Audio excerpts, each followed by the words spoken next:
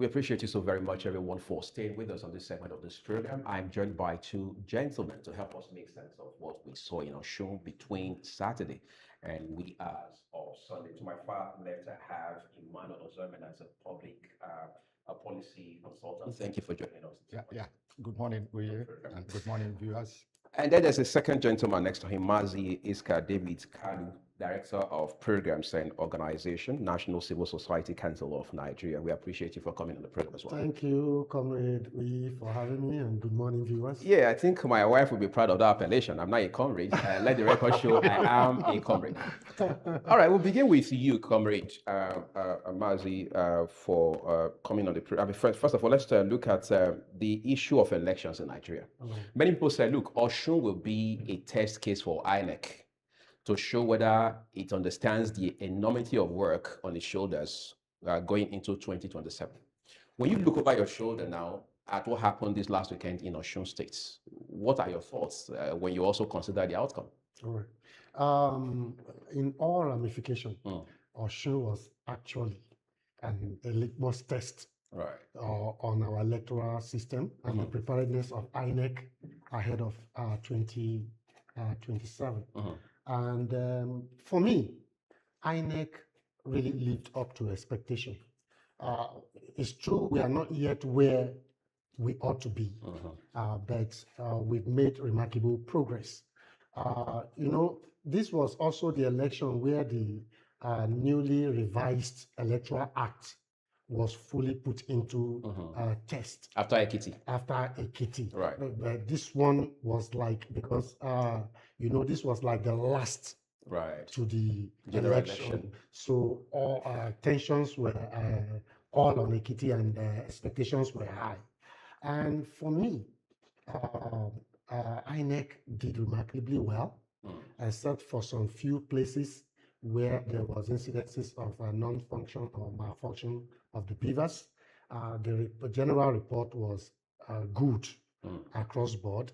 And even in terms of officiating, the officials of INEC did exceedingly well because there was no much complaint. Unlike a previous election where after elections you see parties complaining, no much complaint across board. So INEC was not to blame here. There was no real issue against INEC per se. And the outcome too, you could see the outcome reflected to a reasonable extent the will of the people. None of even the losers, one of the losers, NDC, had to congratulate the winner immediately after, showing satisfaction. Even the first runner-up said they were still studying to know what to do next. But no serious accusation against INEC in this election. Sounds like the electoral process is getting improved in ways that are very significant. But Emma, I want to talk to you about some of the rhetorics that came to shape this election. We saw Senator Francis Fedausi, for example. We saw accusations and counter-accusations amongst political parties, the actors themselves.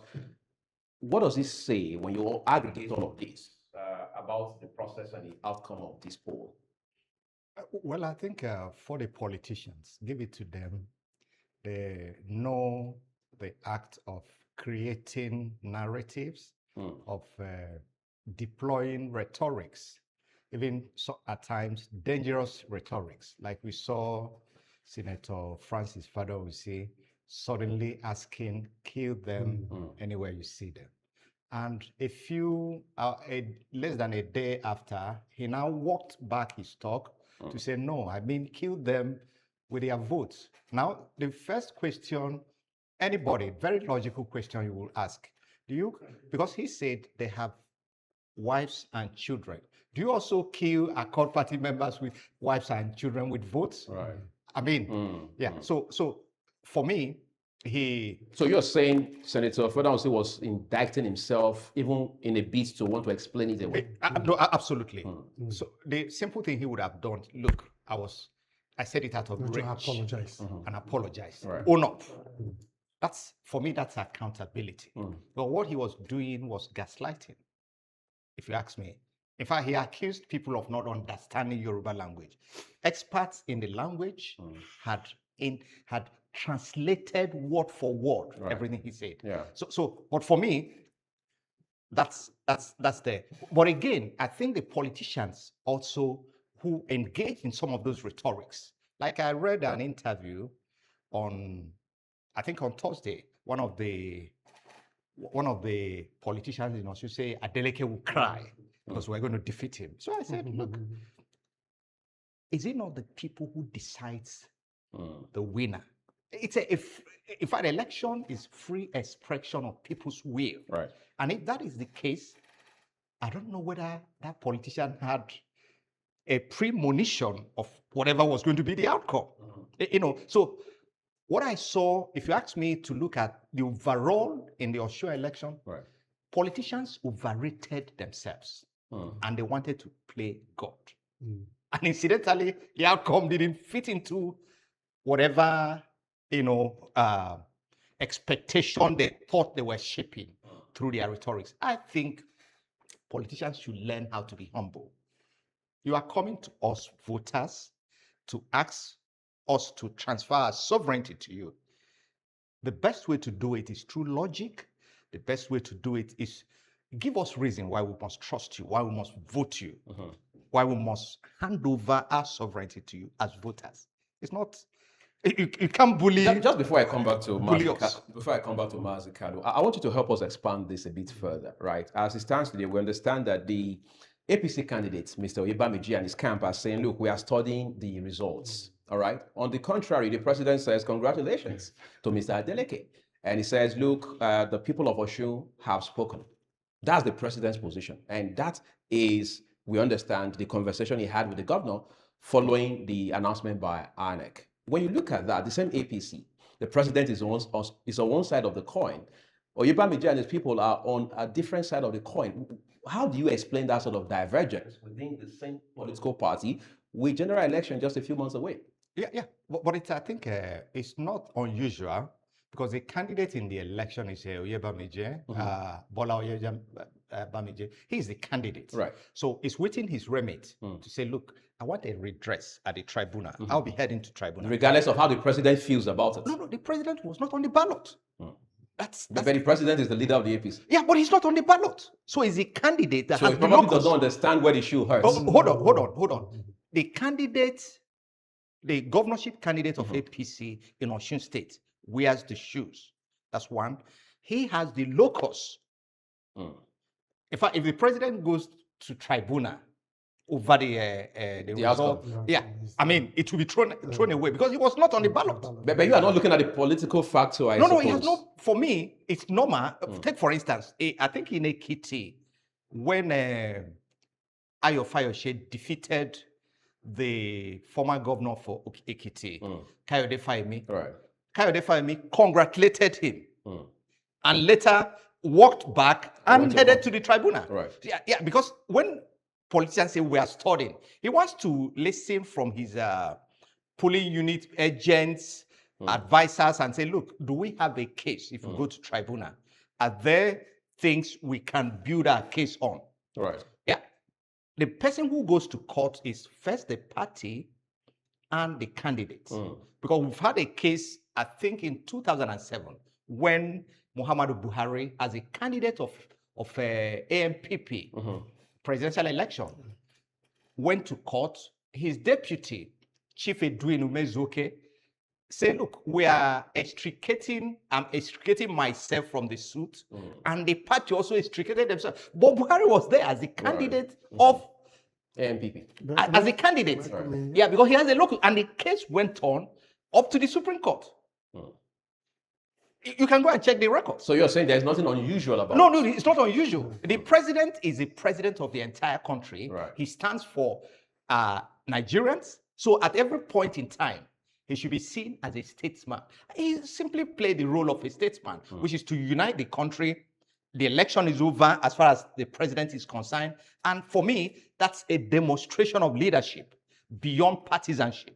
I think it looks like a Mazi Kadu wants to add to that. If you ask me, yes, understanding the dynamics of Nigerian politics, that message from Mr. President shouldn't be taken for granted. Even by Yebami himself. Yes, because it sends a signal.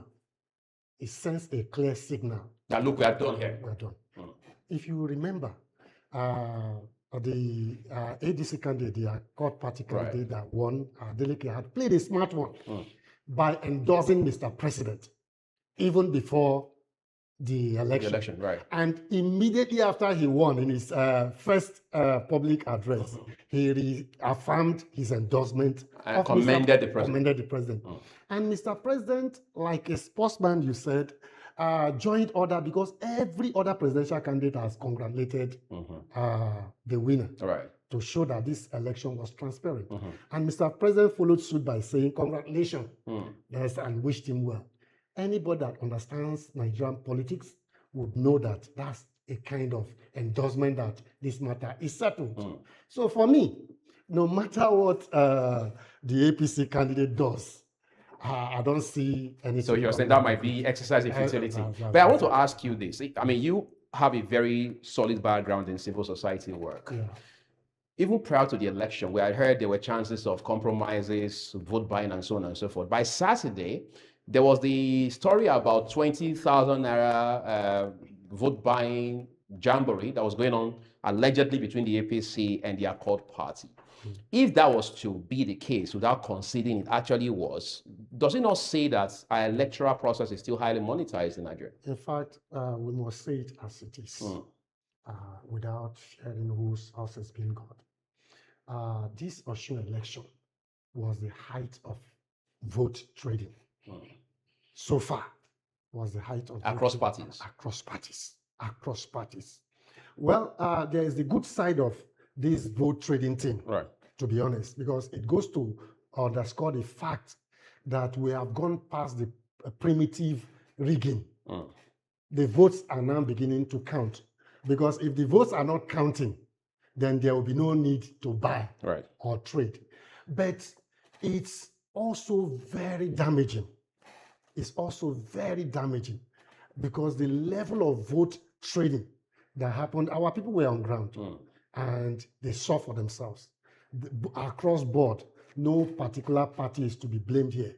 Everybody did same.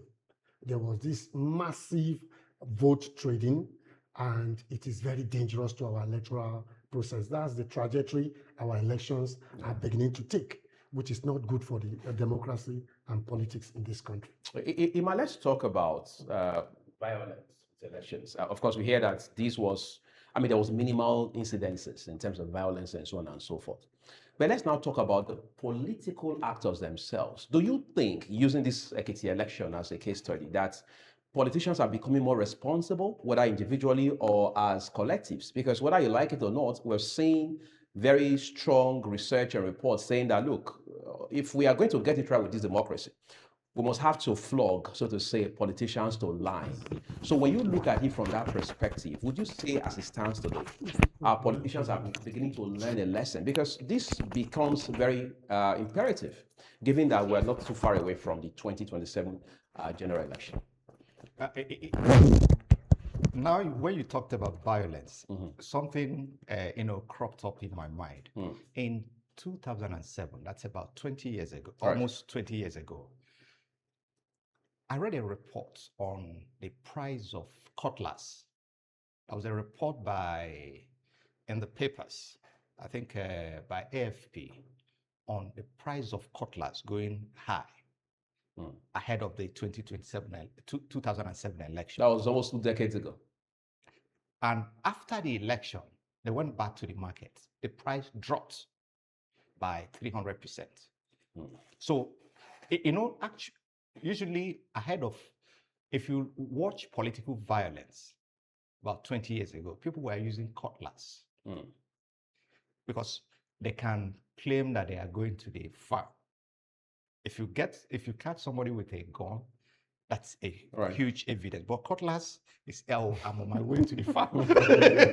So that report sort of caught me thinking 20 years ago, but has it changed? Are we better now?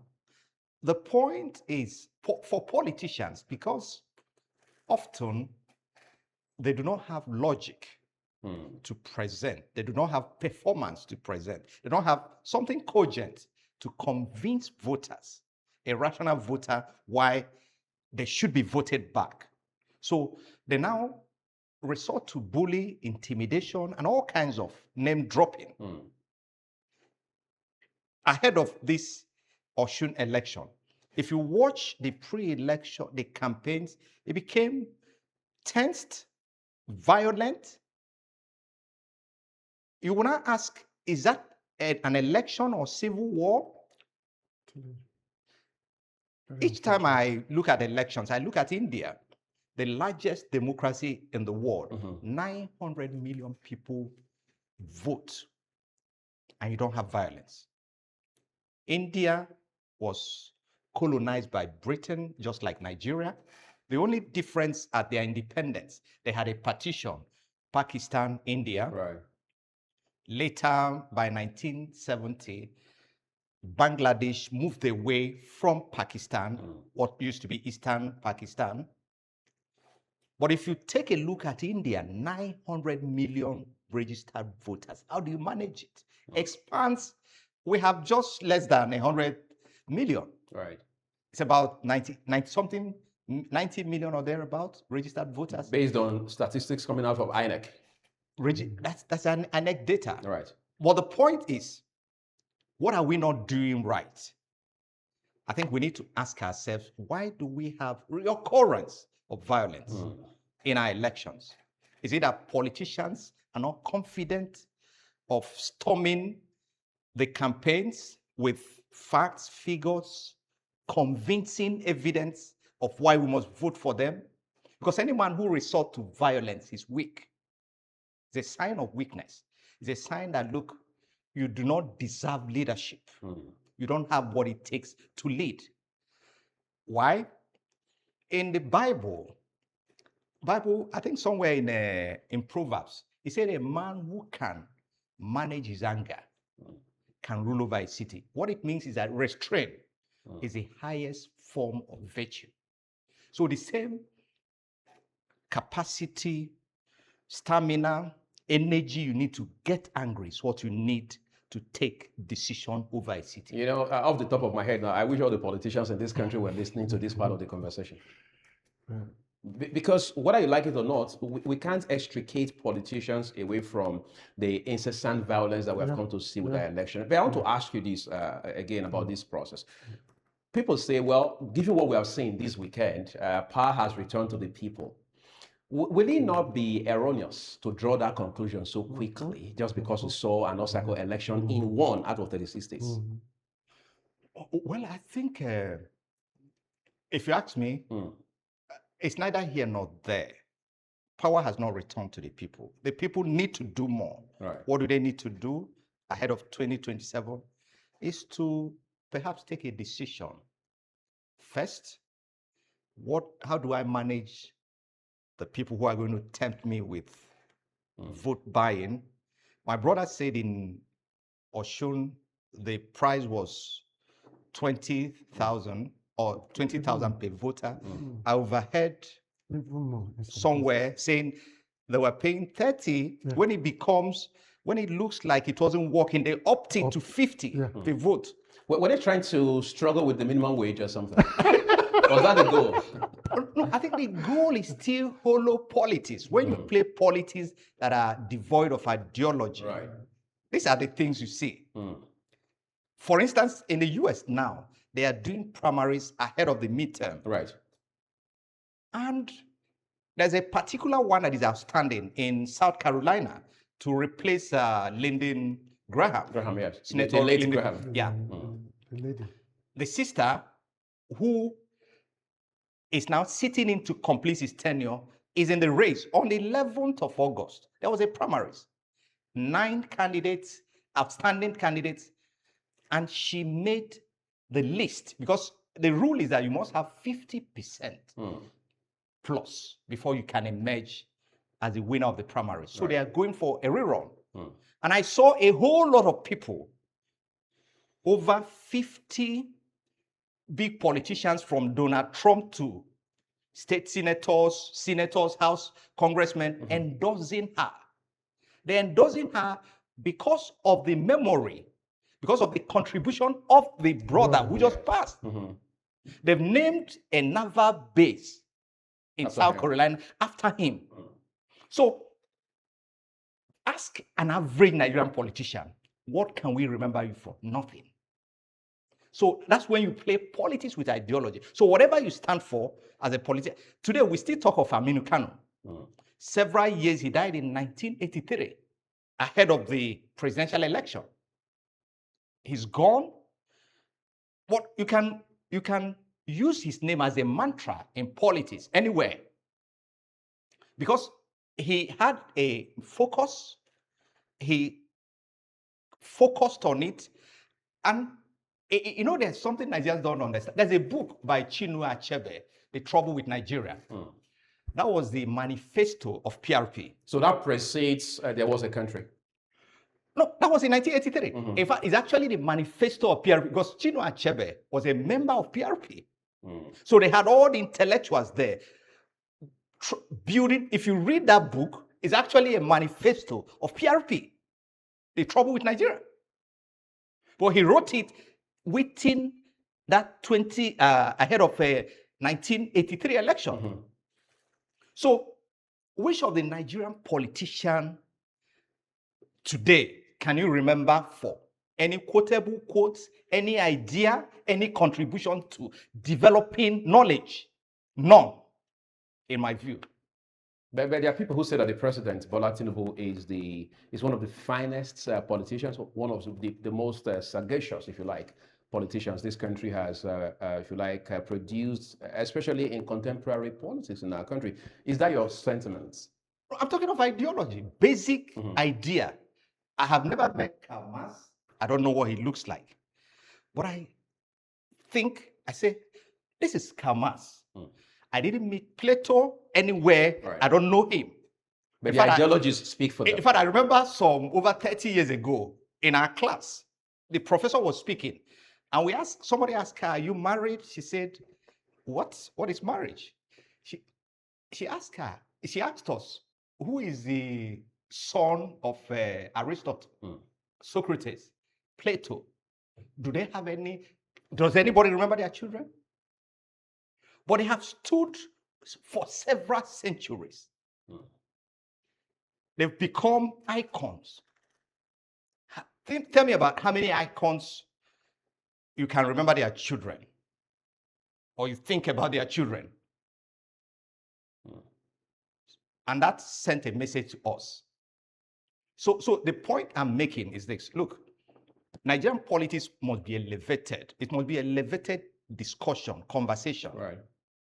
The moment you take conversation out of politics, people will resort to.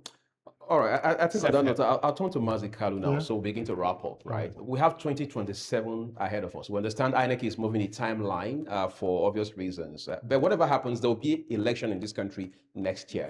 And for many people, it's a big deal because there's the argument about, well, power needs to remain in the South for the next 4 years. Others say, well, it's not constitutional. It's just some sort of gentleman agreement that former President Obasanjo and a couple of influential politicians reached more than 2 decades ago.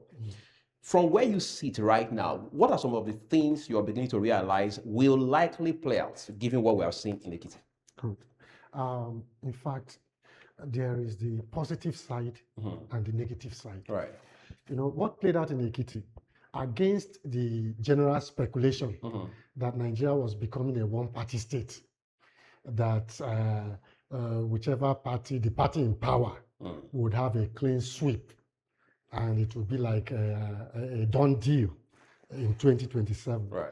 But from what played out in Ekiti, which although somehow peculiar, one can say that we are still on the trajectory of a multi-party state. Right. That 2027 is not just going to be an easy game for the party in power, just like it wasn't for the Osun government.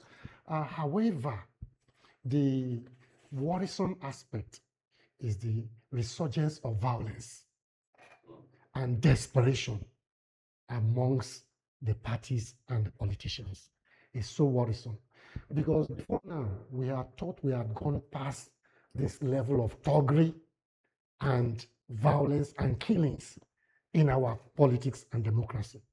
There's been a gradual improvement over time. However, in this election, even from the police reports, 30 persons were being prosecuted on murder-related issues. And local government chairman, a lot of persons killed with violence all over. And if you look at the desperation that is setting in amongst the parties, one will become worried about the level of security and violence that may attend to the 2027 general election if nothing is done, which is why the security apparatus would be a major area of concern going forward to 2027. INEC is doing well, but there are lots yet to be done. But I don't see so much problem with INEC in 2027. Compared to the concerns you have about insecurity.